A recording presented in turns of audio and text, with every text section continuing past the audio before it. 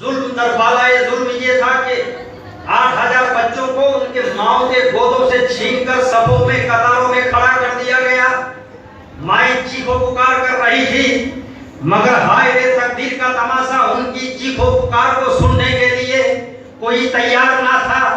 ان عورتوں کو رسیوں سے زنجیروں سے باندھ دیا گیا اور جیسے ہی جنرل کا آرڈر آیا سینکڑوں گھوڑے کو دوڑا کر ان بچوں کو ماں کی نگاہوں کے سامنے کیمے میں تبدیل کر دیا گیا.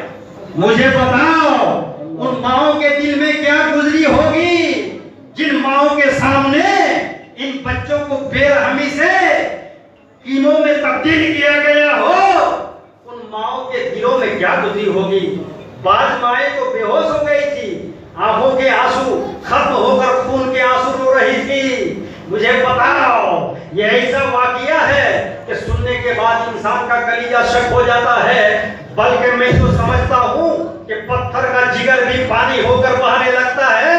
تو اس واقعہ کے لیے ہم جلسہ کیوں نہیں کرتے؟ اس واقعہ کے لیے ہم محفل منعقد کیوں نہیں کرتے؟ اس واقعہ کے لیے ہم کوئی کنونشن کیوں نہیں کرتے؟ تو سنو، اس کا جواب آپ کو سننا ہوگا اور سمجھنا ہوگا. جو جنگ طلب دنیا کے لیے ہوتی ہے، جو جنگ بدعمالیوں کے سبب ہوتے ہیں، جو جنگ حصول دنیا کے لیے کی جاتی ہے، جو جنگ زمین کے لیے لڑی جاتی ہے، اس ٹائم کی جنگ زمینی جنگ تھی. تو جو جنگ زمین کے لیے لڑی جاتی ہے اسے دنیا بھلا دیتی ہے، لیکن جو جنگ دین و اسلام کے تحفظ کے لیے لڑی جاتی ہے، جو جنگ نظام مصطفیٰ کے تحفظ و بقا کے لیے لڑی جاتی ہے اسے دنیا بھلاتی نہیں، قیامت تک اسے دنیا یاد رکھتی ہے. نعرہ تکبیر، نعرہ تکبیر، نعرہ رسالت، شہدائے کربلا، علماء اہل سنت. امام حسین رضی اللہ تعالیٰ عنہ جس نظام کو لے کے کھڑے ہوئے تھے وہ نظام قیامت تک کے لیے آیا ہے، اس لیے امام حسین کا نام قیامت تک لیا جائے گا. جدھر جدھر اٹھے نظر حسین ہی حسین ہے، سجر سجر سمر سمر اٹھے حسین ہی حسین ہے.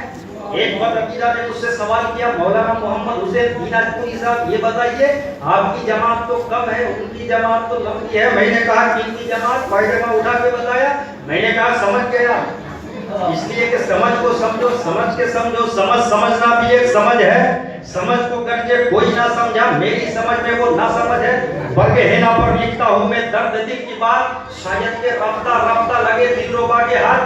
میری تقریر دمے یار کو بے چین کرتی ہے، سبب کیا ہے؟ وہی کہتا ہوں جو دل پہ گزرتی ہے. میں نے کہا کیا تم نے قرآن کا اس اعلان کو نہیں سنا؟ قرآن اعلان کر رہا ہے کم من فئۃ قلیلۃ غلبت فئۃ کثیرۃ بإذن اللہ. بہت سارے بھاری جماعتوں پر غالب آ جاتی ہے. کیا تم اس کو بھول گئے؟ اگر بھول گئے تو میں یاد دلاتا ہوں. یہ بتاؤ کربلا کے میدان میں کثیر تعداد کس کی تھی؟ زیادہ جماعت کس کی تھی؟ حسین اعظم کی تھی؟ ان یزید پلیدوں کی تھی؟ اس نے کہا یزیدوں کی تھی. تو میں نے کہا امام حسین نے اپنے رفقا کو، اپنے عزیز و اقارب کو، اپنے اہل عیال کو یہ درس کیوں نہیں دیا کہ بیٹا ادھر زیادہ لمبی جماعت ہے، جاؤ اس جماعت میں جا کر اپنے رب کی بارگاہ میں جو سجدہ کر دیا. یہ ذہن کیوں نہیں دیا کہ میرے ساتھیوں جاؤ یزید کی جماعت میں لمبی جماعت ہے، وہاں پر جا کر کے اپنے معبود حقیقی کے سامنے اپنی جبین عقیدت کو جھکا کے آؤ، نماز پڑھ کے آؤ. ذہن دیا تھا کیا؟ نہیں. امام حسین نے یہ ذہن دیا کہ لوگوں لمبی جماعت مت دیکھنا، لمبا کرتا مت دیکھنا، لمبا پیجامہ مت دیکھنا، لمبی ٹوپی مت دیکھنا. کیا دیکھنا؟ کہ نبی کے وفادار کدھر ہے، نبی کے غدار امام حسین کو ہم پڑھتے ہیں، اسی کو ہم بیان کرتے ہیں. آج جو لوگ کہتے ہیں کہ یہ سنی عالم اس کے خلاف بولتا ہے، اس کے خلاف بولتا ہے، ہم کسی کے خلاف نہیں بولتے، ہم تو اسی کے خلاف بولتے ہیں جو قرآن و شریعت کے خلاف بولتا ہے. ہم تو اسی کے خلاف بولتے ہیں جو حسین اعظم کے خلاف بولتا ہے.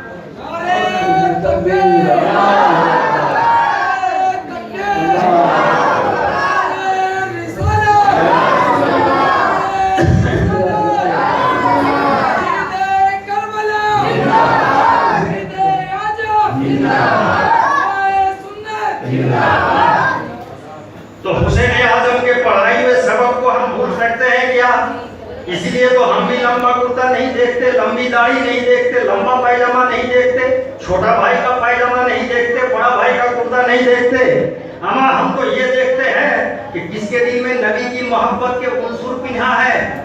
अगर नबी से मोहब्बत करने वाला हफ्स का बेलान भी हो तो हम उसे सीने से लगाते हैं, और अगर नबी का गद्दार मक्के का अबू जहल भी हो तो हम उसे जूते की ठोकरों से उड़ाते हैं। इसलिए कि जिधर का नबी का वफादार जिधर है, हमारा काफिला उधर।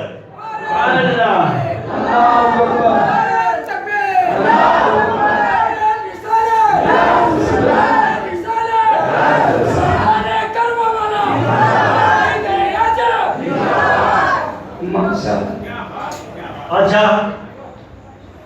चूंकि आले नबी का मकाम, उनकी इंफरादियत और उनकी अफजलियत को समझे बगैर ईमान की समझ पैदा हो, ये मुमकिन नहीं है। इसलिए हदीस पाक आपकी पाकीज़ा समातों के हवाले करने जा रहा हूँ। हवाला नोट कीजिए, मिशका शरीफ सफा 573 की हदीस पाक है। अला इन्ना मसला अहले बैती फीकुम का सफीनाते नूहिन मन रकेबहा नजा व मन तखल्लफा अन्हा हलका। नबी कौनैन ने फरमाया, लोगों मेरी अहले बैत कश्ती नूह की तरह है। मेरी अहले बैत कश्ती नूह की तरह है। जो कश्ती नूह पर सवार हुआ वो निजात पा गया, बच गया, और जो सवार नहीं हुआ वमन तखल्लफा अन्हा हलका, वो हलाक हो गया, वो पानी में रुकमाए अजल बन गया। कश्ती नूह को समझना होगा। जब हमारे नबी हजरत नूह अलैहिस्सलाम, ये कौन है? अल्लाह के नबी है। जब ये अपनी कौम के सामने दावत दीन पेश कर रहे थे, 950 साल तक दीन की दावत देते रहे, तबलीग कुरान देते रहे, मगर वारे पत्थर दिल कौम टस से मस नहीं हुई, अपनी हरकतों सकलत से बाज आने के लिए तैयार नहीं वो कौम। तब हजरत नूह अलैहिस्सलाम ने रब की बारगाह में अरीजा पेश किया, मौला मैंने इस कौम को समझाने में पूरी ताकत और कुव्वत सर्फ कर दी, मगर ये पत्थर दिल कौम जुम्बिश तक नहीं ले रही है, ये हिल भी नहीं रही है। अल्लाह ने फरमाया, ए नूह मैं एक पानी का तूफान लाऊंगा, ये कौम उसमें हलाक हो जाएगी, मगर नूह तुम भी हो, तुम्हारे कुछ चाहने मानने वाले भी। ए नूह एक कश्ती तैयार करो। कश्ती बनाने का तरीका एक और बताया गया। नूह अलैहिस्सलाम कश्ती बनाने में मसरूफ हो गए, मुनाफिक हो गए, मजबूर हो गए। लोग आते थे, पूछते थे, ये आप क्या कर रहे हो, क्या कर रहे हैं, क्या बना रहे हैं? नूह अलैहिस्सलाम जवाब देते थे कि मैं एक ऐसा घर बना रहा हूँ जो घर पानी पर चलेगा। लोग हैरत में थे, ऐसा घर जो पानी पर चलेगा। और उस कश्ती की लंबाई चौड़ाई क्या थी? 500 गज लंबाई थी, 300 गज चौड़ाई थी, 30 गज ऊंचाई थी। अब अंदाजा लगाओ कि कितनी लंबी चौड़ी वो कश्ती थी। उस कश्ती के 3 मंजिल बने थे, 3 दरजात बने थे, 3 मंजिल वाली कश्ती थी। कंप्लीट होने में मुकम्मल 2 साल लग गए।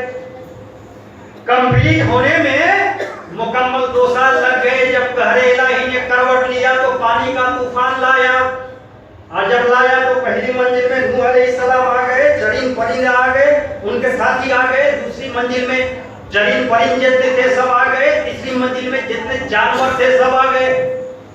और आने के बाद वो कश्ती रवा दवा हो गई तो साहिल तक पहुंच गई, दरिया पार कर गई, मगर जो नहीं बैठा वो तो हलाक हुआ। तो जो कश्ती में बैठा था वो बच गया, और जो नहीं बैठा वो हलाक हो गया। आज हम और आप भी बिदअत और मुनकरात के तूफान में फंसे हुए हैं, गुमराहियत के तूफान में उलझे हुए हैं। तो इस तूफान से बचने के लिए हमें भी तो कश्ती की जरूरत है। तो नबी का करम देखो, नबी ने अहले बैत की मोहब्बत की कश्ती हमें भी अता फरमा दिया है। तो इस कश्ती में सवार हलाक नहीं होगा, बच जाएगा।